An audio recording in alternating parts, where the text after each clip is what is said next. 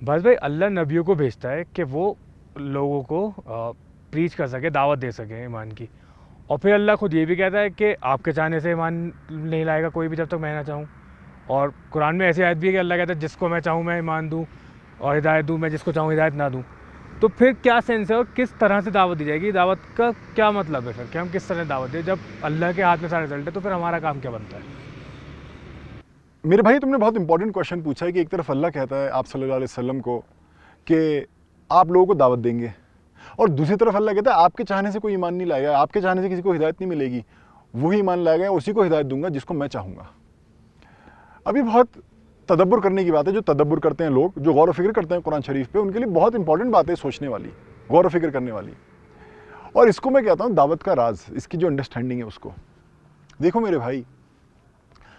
जब ये आता है अल्लाह, जैसे कुरान शरीफ में ऐसी भी आयतें आती हैं, मैं जिसको चाहे हिदायत दूँ, जिसको चाहे गुमराह छोड़ूँ। तो कई लोग कहते हैं भाई हमारी क्या गलती है अगर उसने गुमराह छोड़ा।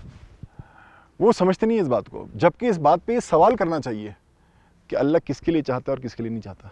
अल्लाह कहता है मैं जिसको चाहे हिदायत दूँ, जिसको चाहे गुमराह छोड़ूँ। तो चाहे, अल्लाह की चाहत क्या है, किसके लिए चाहता है हिदायत और किसके लिए नहीं चाहता हिदायत, ये सोचने वाली बात है कि अल्लाह की चाहत को समझें। देखो, एक हदीस में आता है कि आप सल्लल्लाहु अलैहि वसल्लम ने कहा कि रिस्क और हिदायत अल्लाह के हाथ में है। रिस्क वो सबको देता है, जिससे वो मोहब्बत करता है उससे भी, और जिससे मोहब्बत नहीं करता उससे भी। हाँ, और पर हिदायत वो सिर्फ उसको देता है जिससे वो मोहब्बत करता है। अब ये ना समझो कि कई लोग कहते हैं अच्छा मतलब अल्लाह सबसे मोहब्बत नहीं करता। जो मोहब्बत जिस कॉन्टेक्स्ट में भी कही जा रही है उसका एक पर्टिकुलर कॉन्टेक्स्ट है। हाँ, कि फॉर एग्जाम्पल मैं कहता हूँ कि अल्लाह पैगम्बरों को क्या मिशन देता था कि देखो अपनी कौम को, ये इस लायक नहीं है मैं इनसे मोहब्बत करूँ, इतने जालिम है, इतने बुरे हैं, हाँ इनको इस लायक बनाइए कि मैं इनसे मोहब्बत करूँ। ये उस वाली मोहब्बत के सेंस में हो रही है, वरना तो अल्लाह हर मखलूक से मोहब्बत करता है। और ये भी कहना पैगम्बरों को कि आपकी कौम इस लायक नहीं है कि मैं इनसे मोहब्बत करूँ, इनको इस लायक बनाइए कि मैं इनसे मोहब्बत करूँ, ये भी एक मोहब्बत का ही पहलू है। तो इसको भी कोई मिसअंडरस्टैंड ना करे। तो क्या थी हदीस कि रिस्क वो सबको देता है, जिससे मोहब्बत करता है उसको भी, अबू जहल अबू लहब सबसे, सबको देता है, पर हिदायत वो सिर्फ उसको देता है जिससे वो मोहब्बत करता है। तो सवाल ये उठता है अल्लाह जो है किससे मोहब्बत करता है। देखो मेरे भाई, मूसा अलैहिस्सलाम के किस्से में आता है कि मूसा अलैहिस्सलाम को अल्लाह ने असा को सांप बनाया था, मौजज़ा था एक उनका कि ऐसा सांप बन जाता था। और जब जादूगरों से आमना सामना हुआ, जादूगर उनके दुश्मन थे, फिरौन ने उनको बोला था मैं तुम्हें इनाम भी दूंगा, और वो ओपोनेंट्स थे, दुश्मन थे। अब फिरौन भी दुश्मन था, जादूगर भी दुश्मन थे मूसा अलैहिस्सलाम के। असा जो था वो एक ही मौजज़ा था, एक ही मिरेकल था, असा सांप बना। जादूगर ईमान ले आए, फिरौन ईमान नहीं लाया। लोग यहीं पे रुक जाते हैं, नहीं इसके एक पीछे जाओ। इसका मतलब ये है अल्लाह ने जादूगरों को हिदायत दी और फिरौन को हिदायत नहीं दी। तो बात अगर मौजज़े की होती, कई लोग आज बात करते हैं कुरान एंड साइंस, पेशन गोइयाँ हदीस में, इस तरह से बात करते हैं। अगर मुद्दा ये होता कुरान और साइंस और पेशन गोइयाँ, तो जो है अगर मुद्दा मौजज़ा होता तो फिरौन भी ईमान लाता, है ना। अगर मुद्दा मौजज़ा होता तो फिरौन भी ईमान लाता, तो मुद्दा मौजज़ा नहीं था। कोई लोग बोले कि नहीं वो जादूगर जो है वो समझ गए थे कि ऐसा जो ये सांप जो बन रहा है ये मैजिक नहीं है, ये हमारे सांपों को आगे मैजिक नहीं है। नहीं, वो ये सोच सकते थे, वो ये कह सकते थे, शैतान उनके दिल में नहीं डाल सकता था ये कोई ऐसा जादू है जो तुम्हें नहीं पता, ये कोई नया जादू है। और मानने के बाद भी ना मानते, जैसे सामूद कौम थी, पहाड़ फटा, ऊँट नहीं निकली, निकलते ही बच्चा दिया, पानी की प्यास लगी, हाँ फिर भी नहीं माना ना। तो पॉइंट लोग समझते नहीं है। लोगों का अकीदा ये है कि जी तुम्हारा मौजज़ा अगर तुम किसी को दिखाते हो वो ईमान लाता है। मौजज़े से कोई ईमान नहीं लाता है, अल्लाह जिसको हिदायत देना चाहता है वो ईमान लाता है। तो अल्लाह ने जादूगरों को हिदायत दी और फिरौन को हिदायत नहीं दी। असली मुद्दा है ये। अब पॉइंट ये उठता है अल्लाह ने जादूगरों को हिदायत क्यों दी और फिरौन को क्यों नहीं दी। देखो, जादूगर और मूसा अलैहिस्सलाम दोनों अपोनेंट्स हैं, दुश्मन हैं। उनके बीच में आमना सामना लड़ाई होने वाली है। हाँ, जैसे एक बॉक्सिंग मैच होता है, तुम बॉक्सर्स को देखो, प्रेस मीटिंग होती है उनकी बॉक्सिंग मैच से पहले, वो कैसे एक दूसरे के ऊपर एकदम ऐसे होते हैं कि खा जाएं जैसे एक दूसरे को, वहीं पे चल पड़े, वहीं पे मार डालें किसी सामने वाले को। हाँ, और हो भी जाता है कई बार, प्रेस कॉन्फ्रेंस में भी लड़ाइयाँ हो जाती हैं आपस में। पर ये जो जादूगर थे ना, ये बड़े जेंटल थे मूसा अलैहिस्सलाम से, बड़े नरमी से पेश आए, बड़े तमीज़ से, अदाब के साथ, मैनर्स के साथ पेश आए। बिहेवियर उनका बहुत अच्छा था। ऐसा नहीं था जैसे प्रेस कॉन्फ्रेंस में जैसे बॉक्सर्स के या MMA फाइटर्स के बीच में होता है, शायद तुमने देखे हो कुछ ऐसे। हाँ, उनका रिएक्शन बड़ा अलग था। انہوں نے موسیٰ علیہ السلام سے, قرآن شریف میں آتا ہے, انہوں نے موسیٰ علیہ السلام کو بولا اے موسیٰ علیہ السلام, موسیٰ کیا آپ ڈالیں گے پہلے یا ہم ڈالیں؟ انہوں نے پرمیشن لی. کوئی باکسر یہ کہتا ہے کہ پہلے آپ رنگ میں گھسیں گے یا میں گھسوں؟ ایسے پوچھتا ہے باکسر ہیں؟ اگر دوسرا والا بول دینا تو پہلے گھس, تو بولے گا اب تو میں نہیں گھسوں گا, تو پہلے گھس, ایگو آ جائے گی, ہے نا. انہوں نے پوچھا پہلے آپ ڈالیں گے یا ہم ڈالیں؟ اور جب موسیٰ علیہ السلام نے کہا پہلے آپ ڈالیے, انہوں نے بات مان لی اور پہلے ڈال دیا.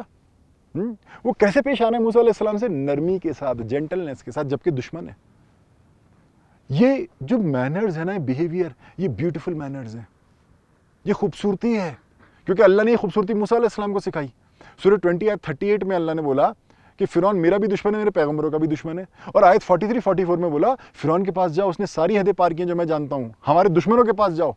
اللہ موسیٰ علیہ السلام کو کیا بولا؟ ہمارے دشمنوں کے پاس جاؤ, ہاں, اور اس سے کیا ہو؟ نرمی سے پیش آؤ, کیا پتہ بدل جائے, کیا پتہ ڈر جائے.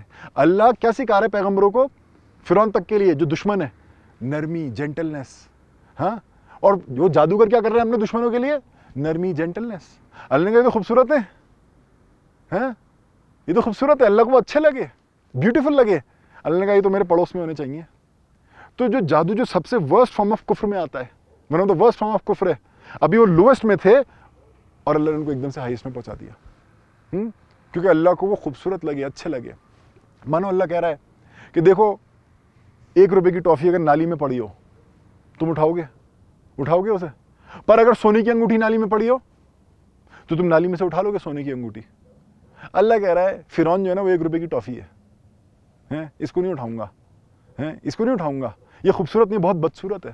پر وہ جادوگر دے آر بیوٹیفل, کیسے پیش آئے ہیں اپنے دشمن سے؟ جینٹلنس کے ساتھ, بیوٹی کے ساتھ, سافٹنس کے ساتھ. اللہ نے کہا ان کو تو اٹھاؤ. دیکھو میرے بھائی, لقمان علیہ السلام کے اس میں آتا ہے سورہ لقمان میں کہ وہ اپنے بیٹے کو کہتے ہیں اے میرے بیٹے, اگر ایک بیج پتھر کے بیچ میں ہو, زمین اور آسمان کے اندر ہو, کہ زمین آسمان کے بیچ میں اور پتھر کے اندر ہے, ہاں, اللہ اس کا علم رکھتا ہے اور اسے پھوٹ کے نکال دیتا ہے. ایک بیج بھی زمین اور آسمان کے بیچ میں ہو اور پتھر کے اندر ہو, اللہ اس کا علم رکھتا ہے, اسے پھوٹ کے نکال دیتا ہے. یہ کس بیج کی بات ہو رہی ہے؟ یہ ایمان کے بیج کی بات ہو رہی ہے. یہ ایمان کے بیج کی بات ہو رہی ہے. تو آیت ہے, جیسے پہاڑوں میں بھی تم نے دیکھا ہوگا کہیں پہ پھول نکل رہا ہے, کہیں پہ پودا نکل رہا ہے. یہ تو آیت ہے, بات ہو رہی ہے ہدایت کی, بات ہو رہی ہے ایمان کی. اللہ کہہ رہا ہے, لقمان علیہ السلام جو ہے وہ کہہ رہے ہیں اپنے بچے کو, اور اللہ نے انہی کے ورڈز رپورٹ کرنا ہے کہ حق بات ہے کہ بچے تو بیج بو. فرعون کے جادوگروں میں اللہ کو بیج نظر آیا, اللہ نے ایمان کا پیڑ نکال دیا. فرعون میں وہ بیج ہی نہیں تھا. اگر بیج ہی نہ ہو, تم کھاد ڈال دو, پانی ڈال دو, سب کر دو, ہوگا کچھ؟ اگر بیج ہے, کھاد ڈالو, پانی ڈالو, دیکھ بھال کرو, تو بڑا اچھا پودا نکلے گا نا. جادوگروں میں وہ بیج تھا اور فرعون میں وہ بیج نہیں تھا. تو اللہ نے جادوگروں کو ہدایت دی اور فرعون کو ہدایت نہیں دی.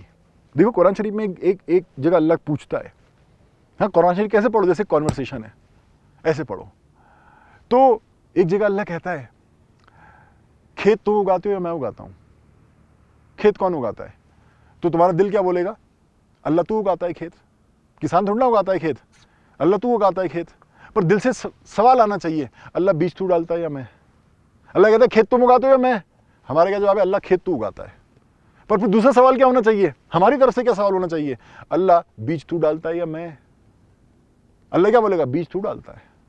تو یہ نا ایک اس طریقے سے یہ ایک مالک اور نوکر کا نا پارٹنرشپ ہے اس کام میں, کہ ایک دائی کو بیج ڈالنا ہے اور پیڑ اللہ اگاتا ہے.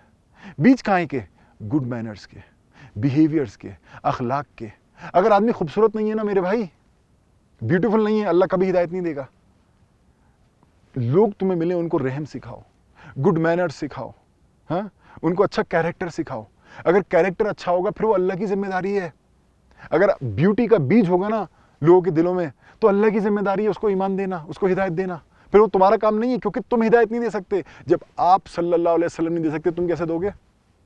تم کیسے دو گے؟ دیکھو, تو ہمارا کام کیا ہو جاتا ہے؟ لوگوں کو گڈ کیریکٹر سکھانا, رحم سکھانا. میں نے اتنے اولیاء اللہوں کو دیکھا کہ وہ جا کے لوگوں کو یہ نہیں کہتے تھے کہ آؤ آؤ آؤ اسلام قبول کرو, اسلام قبول کرو. وہ یہ نہیں کرتے تھے. کئی بار وہ بس جا کے نا کہتے اللہ ہم تو بیج بو رہے ہیں, گڈ مینر سکھا رہے ہیں, کیریکٹر سکھا رہے ہیں, ویلیوز دے رہے ہیں لوگوں کو, لوگوں کے دلوں میں پلانٹ کر رہے ہیں ویلیوز. ہاں, اللہ کو اگر وہ ویلیوز دکھیں گی وہ اس میں ایمان کا پیڑ اگائے گا. یہی کام ہے تمہارا, یہی کام ہے میرا, کہ ہم گڈ ویلیوز گڈ کیریکٹر جو بھی ہمیں ملے اس کے دل میں ہم پلیس کرنے کی کوشش کریں, اور باقی کام پھر اللہ کا, اس کو ہدایت دینے کا, اس کو راستہ دکھانے کا. سمجھ میں آ رہی بات؟ تو یہ ہے میرے حساب سے جس کو میں کہتا ہوں دعوت کا راز. بیج بو, کھیت اللہ اگائے گا. اسلام سے ریلیٹڈ انٹرسٹنگ باتیں جاننے کے لیے دیکھتے رہیے ہمارے ویڈیوز.